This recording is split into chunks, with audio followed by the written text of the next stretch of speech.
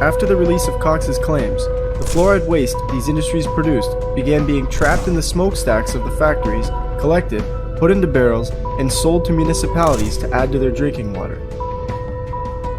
Before these industries were trapping fluoride,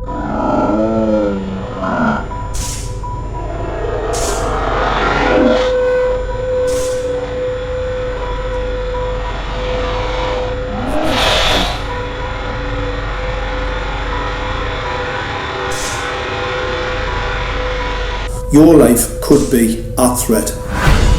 So the antenna design that you currently have on top of these LED street lights, masquerading as a control management system, it basically battlefield interrogation equipment. The first phased array unit was actually called Mammoth, used by the Germans.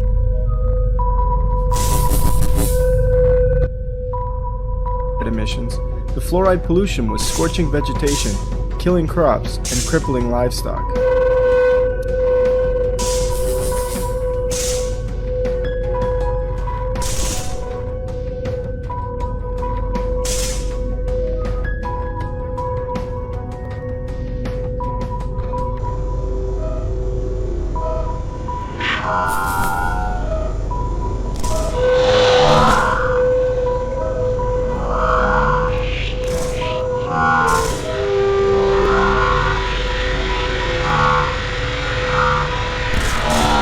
During the Second World War to identify Allied aircraft. Obviously things have moved on significantly since then.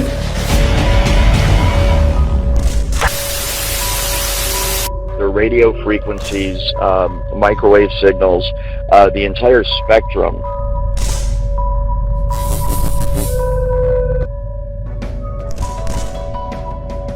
Today, this very same toxic chemical is ingested by millions each day through public water supplies.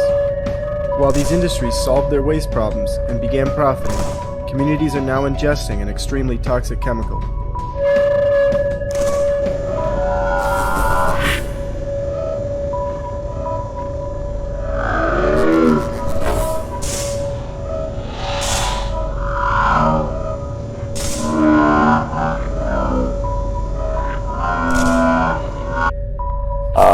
Of radio frequencies can be used within a certain range to produce all sorts of different effects. So the way it works is a device broadcasts a radio frequency, let's say at an individual, and that radio frequency will hook up with the resonant frequency. You most commonly hear of fluoride being used in the dental office or in fluoridated toothpaste, as it is believed to help prevent tooth decay. The unproven theory behind the use of fluoride on teeth is that it combines with tooth enamel to make the teeth harder and more resistant to acid attacks. Hydroxyapatite, a form of calcium on the teeth, is susceptible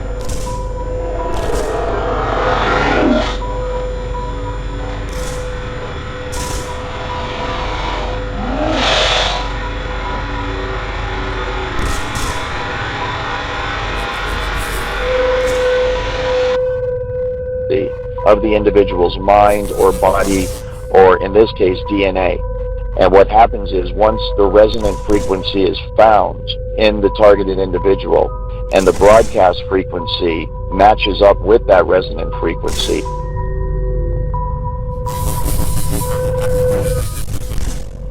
to too much acid and will break down, leaving teeth exposed to decay.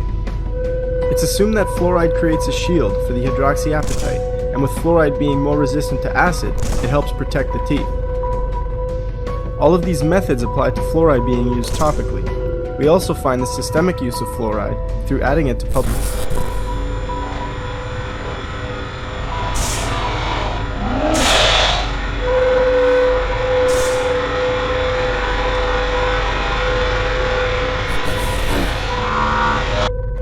Those two frequencies interlock, and they can be thought of as one frequency or one energy.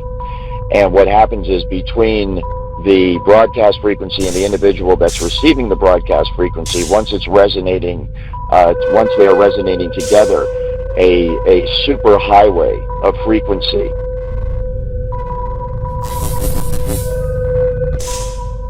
drinking water. In theory, putting fluoride in the water will allow the fluoride to be ingested, pass through the body, and find its way to the teeth so the tooth enamel can be hardened. It is believed that since the use of fluoride, dental and oral health has increased greatly, and it should all be credited to the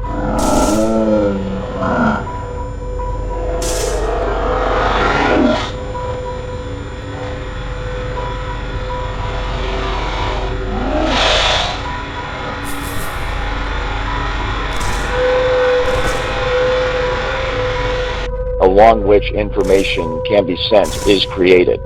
And so you can think of it just like fiber optic cables that you use to send signals over the internet that connect people to the internet. It's the exact same thing, only a wireless application of that.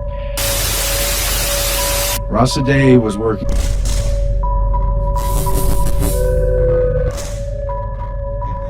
use of fluoride. Further, although fluoride is recognized as a highly toxic poison by regulation boards, it is still approved and nominated as one of the top 10 great medical innovations of our time by the Center for Disease Control.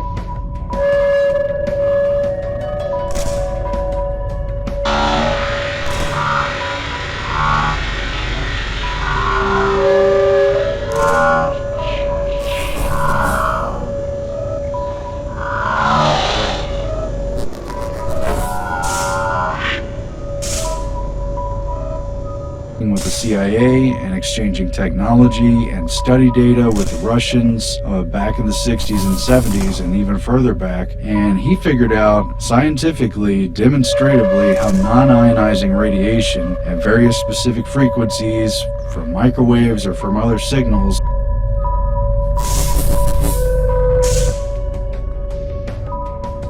According to Christopher Bryson, author of the book The Fluoride Deception, fluoride science is corporate science, fluoride science is DDT science, it's asbestos science, it's tobacco science. Simply put, fluoride science is not science or scientific at all.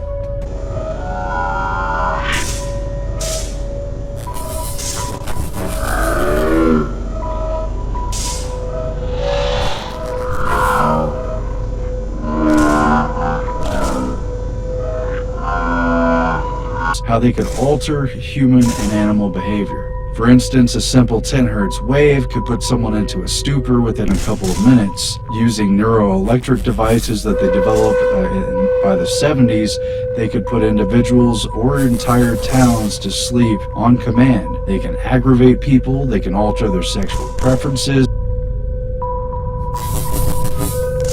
It's distorted science made up by political officials who have a completely different agenda in mind other than public health.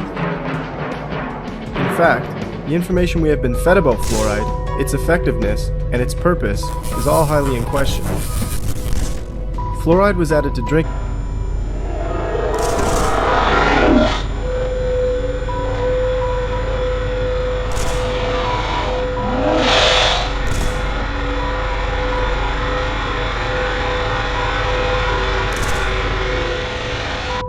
They could delete their memories, they could turn on desire, they could turn on repulsion, and they could otherwise hijack someone's spontaneous and natural behavior. They could literally hijack your nervous system and your brain. And that was 30 or 40 years ago. Now things are very advanced, they're very precise, and they're very far along. There's discussion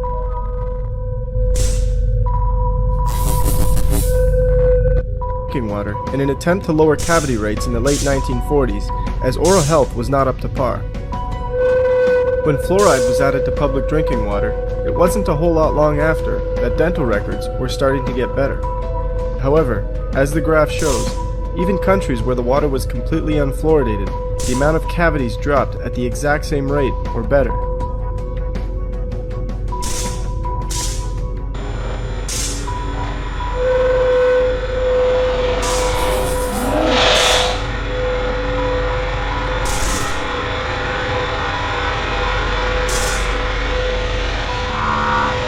now at the Davos World Economic Forum that have broached the topic of mind reading and literal mind control.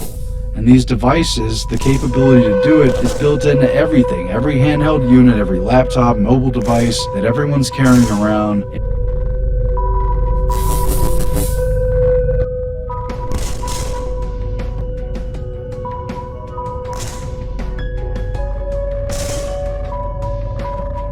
we look even further into ingesting fluoride through the drinking water, data shows it has no benefit to the teeth whatsoever. 98% of Europe is completely opposed to having fluoride added to their water supply.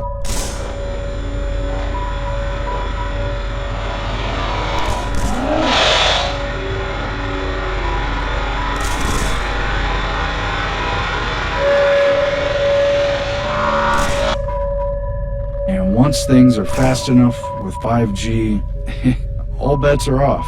The constant, ubiquitous connection with these next-generation 5G towers. I mean, what else can you say? I don't want to add paranoia, I don't want to make people fearful, but basically...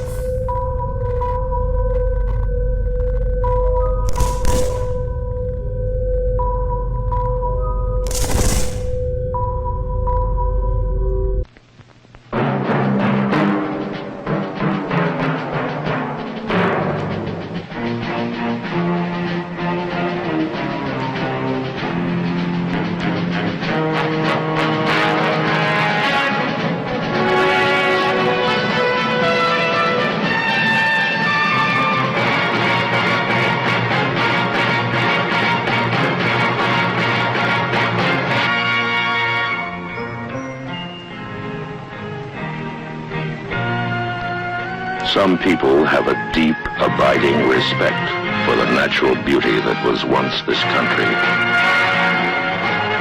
And some people don't.